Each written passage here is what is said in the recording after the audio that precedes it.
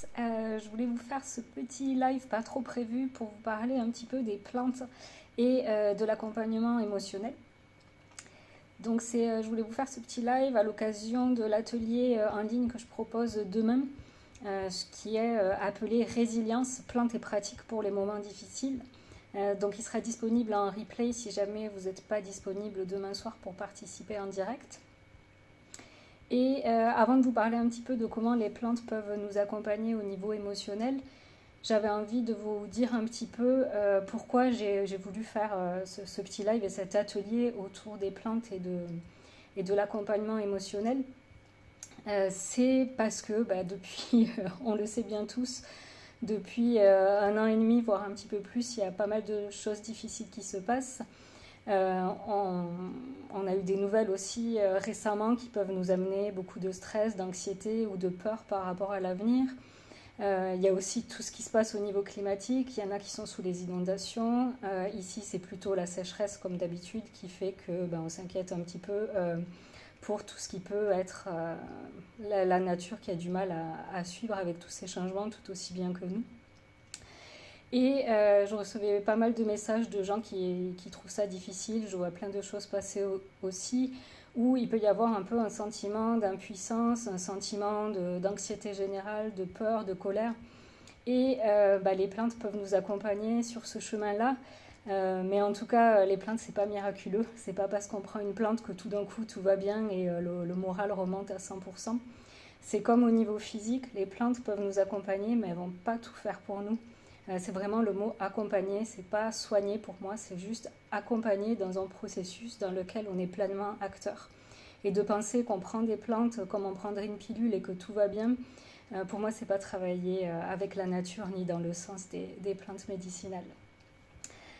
Donc j'ai voulu proposer un atelier qui s'appelle Résilience, parce que pour moi dans ce mot il y a vraiment tout qui est présent.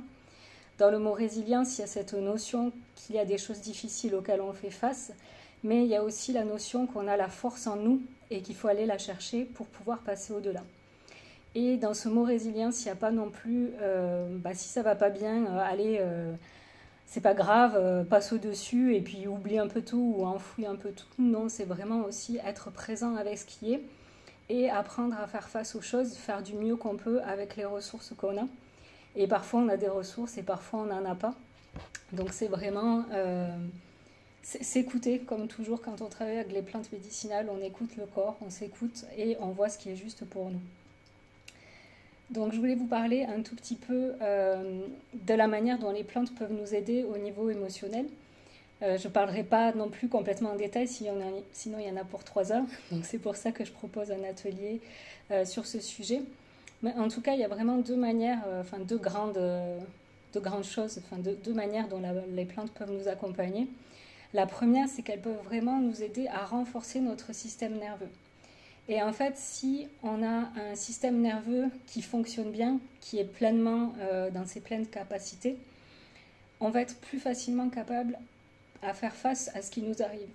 Je pense que c'est peut-être familier pour certains d'entre vous, mais parfois il y a tellement de choses, au bout d'un moment on va nous dire quelque chose qui n'est pas très grave, on va soit fondre en larmes, soit on va vraiment s'énerver, et c'est souvent disproportionné par rapport à ce qui s'est passé, et souvent ça peut être un signe, pas toujours évidemment, il y a tout un tas de choses qui rentrent en compte, mais parfois ça peut tout simplement dire que notre système nerveux est épuisé, ou qu'il n'est pas suffisamment nourri pour être capable de faire face à ce qui se passe.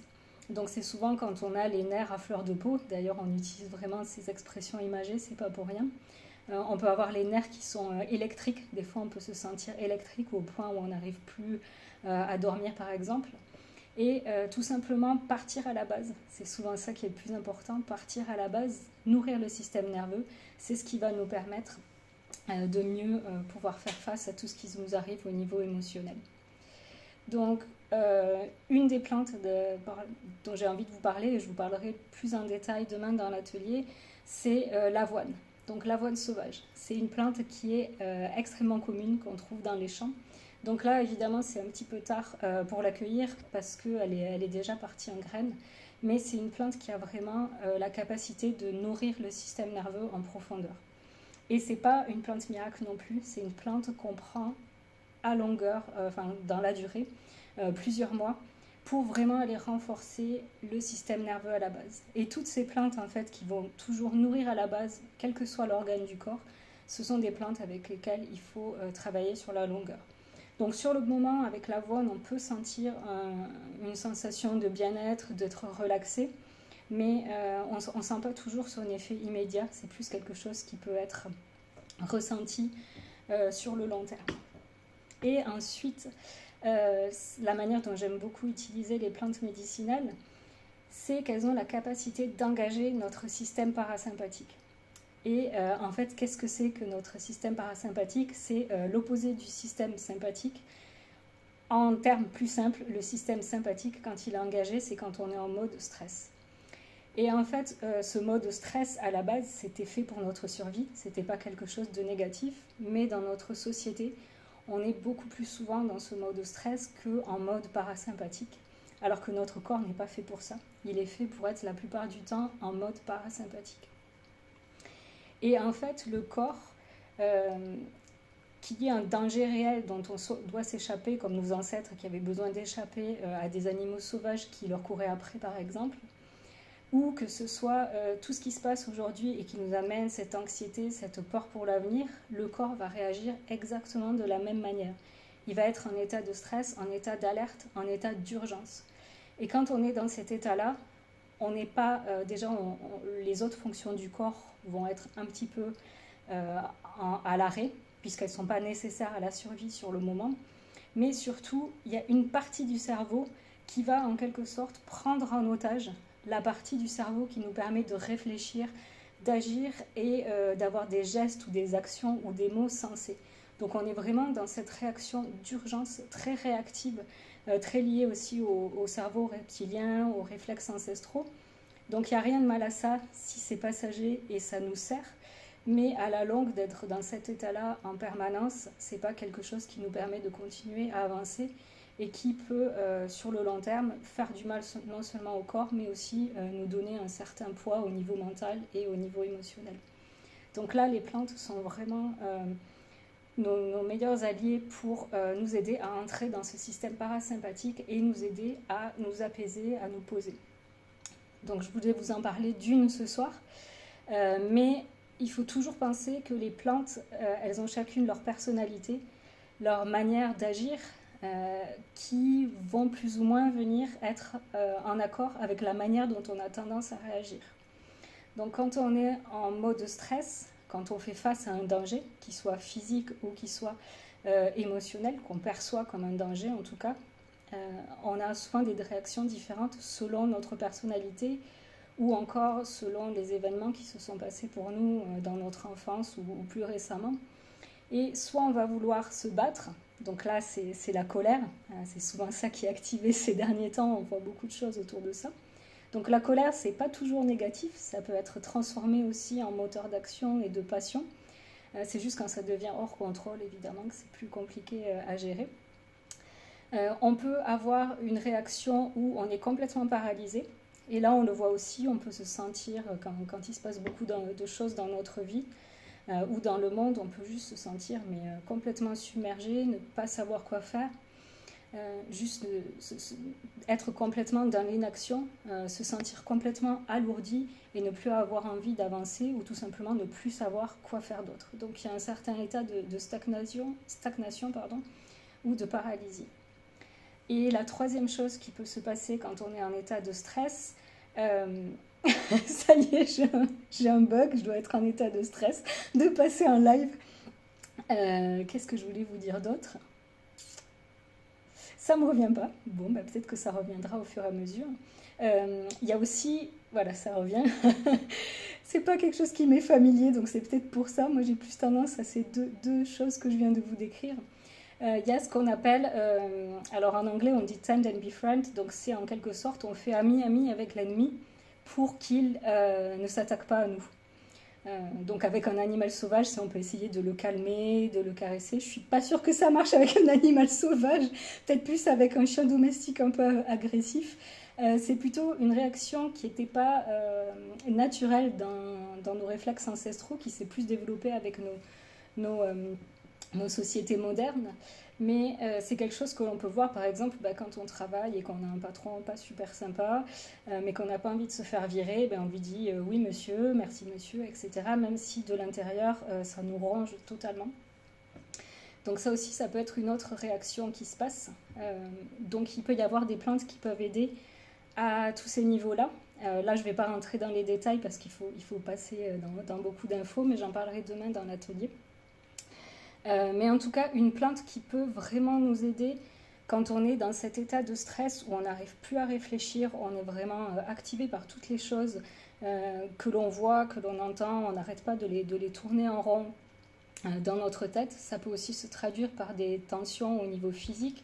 On peut avoir tendance à serrer les poings, à avoir des tensions aussi au niveau des cervicales, à toujours être dans ce mode un petit peu défensif.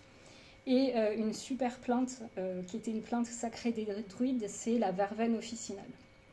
Et la verveine officinale, selon mon expérience, c'est vraiment, et ce que j'ai pu observer aussi chez plusieurs personnes, c'est qu'elle a vraiment la capacité d'engager notre système parasympathique de manière très rapide. Donc en fait, elle va vraiment nous poser et nous ramener à la présence du corps, au lieu d'être partie dans nos émotions, nos idées, de nous laisser emporter. Elle va vraiment nous ramener dans notre corps, nous rassembler et tout simplement nous aider à engager ce système parasympathique où on va pouvoir réfléchir de manière plus claire.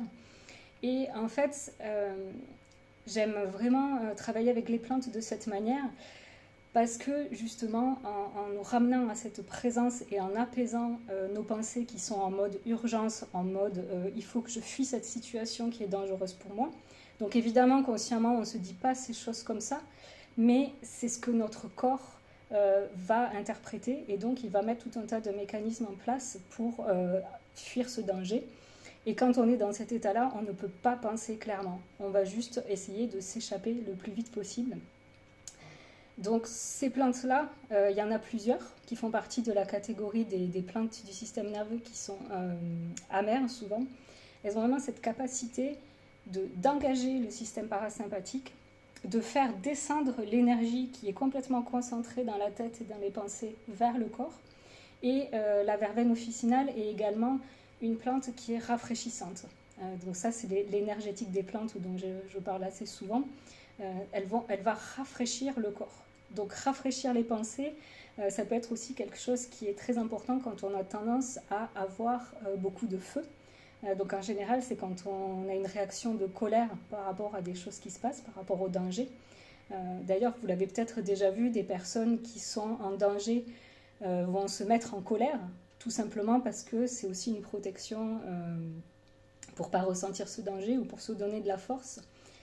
Et c'est pour ça que j'aime beaucoup travailler aussi avec les plantes au niveau émotionnel, c'est qu'elles vont nous aider à transformer ces réflexes automatiques en nous ramenant vers le corps et vers la conscience, vers une partie du cerveau qui est capable de réfléchir de manière sensée et non pas réactive.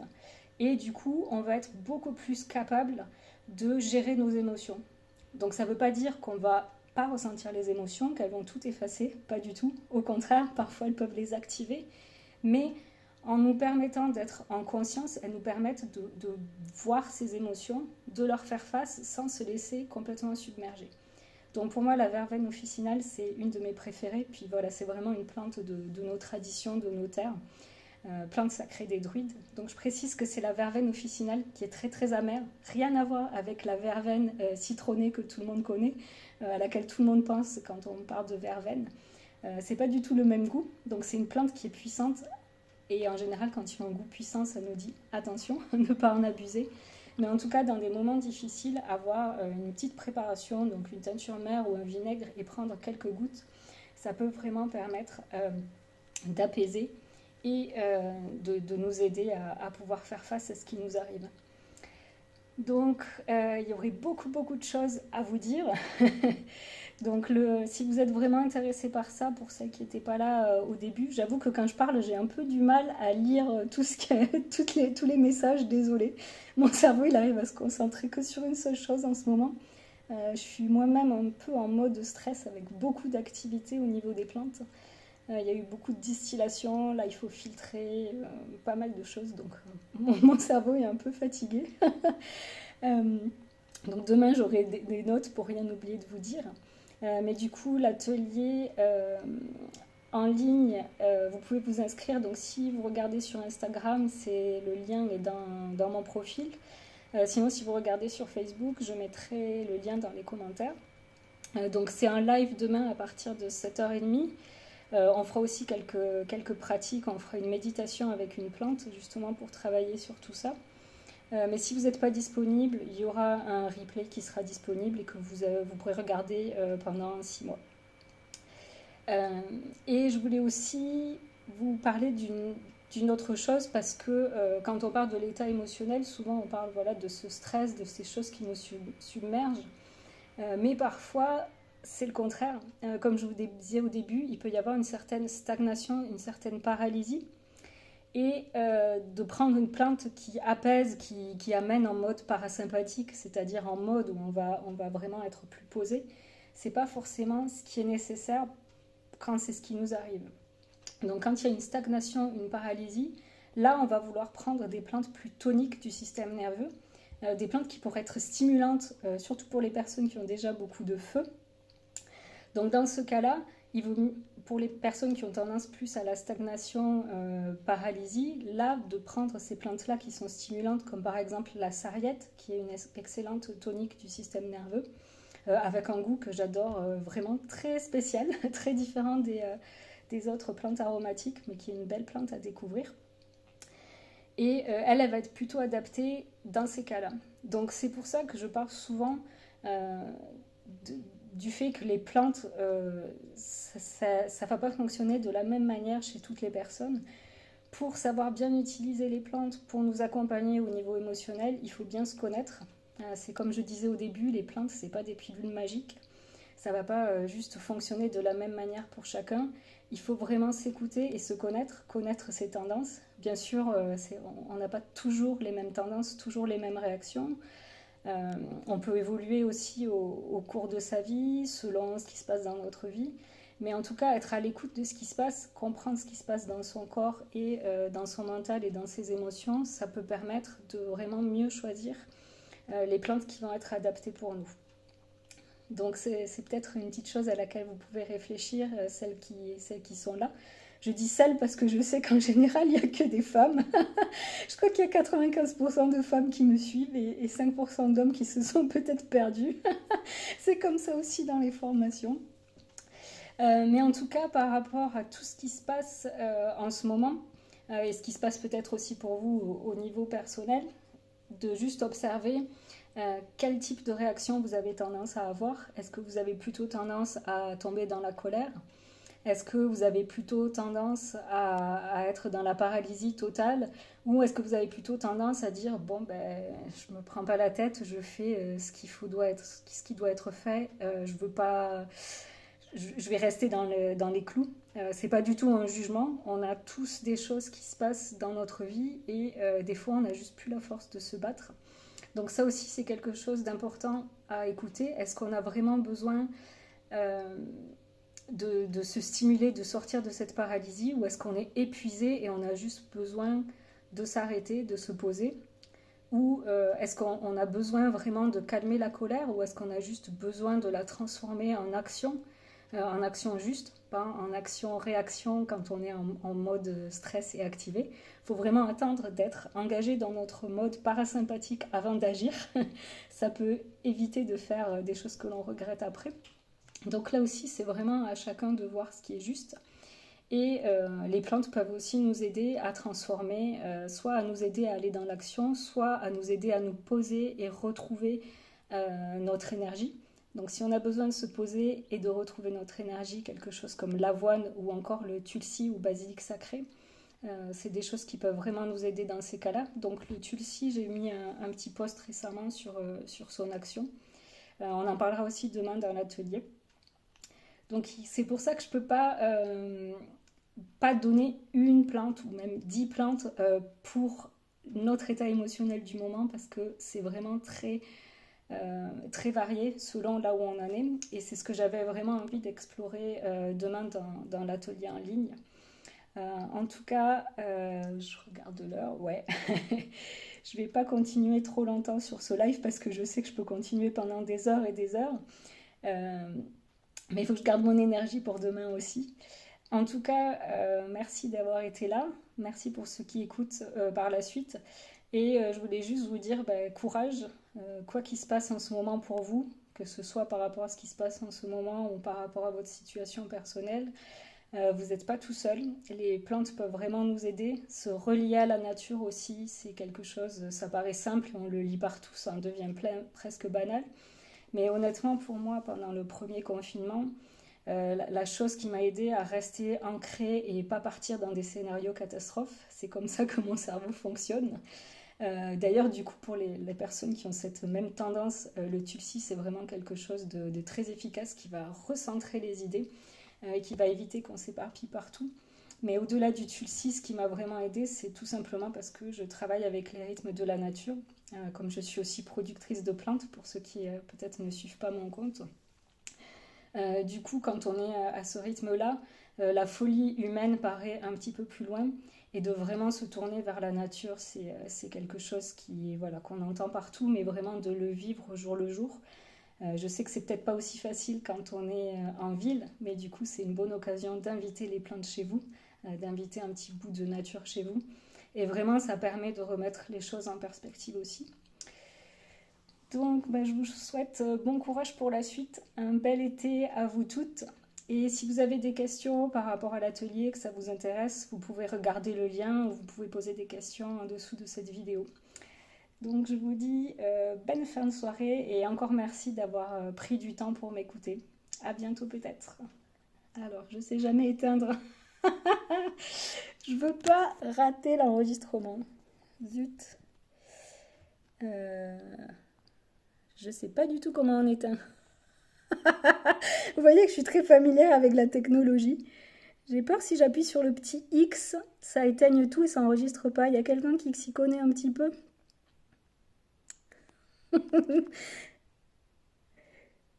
Non plus. Merci. Du coup, j'en profite pour lire vos messages. Bon, je tente, on verra si ça enregistre ou pas. C'est bon. Au revoir.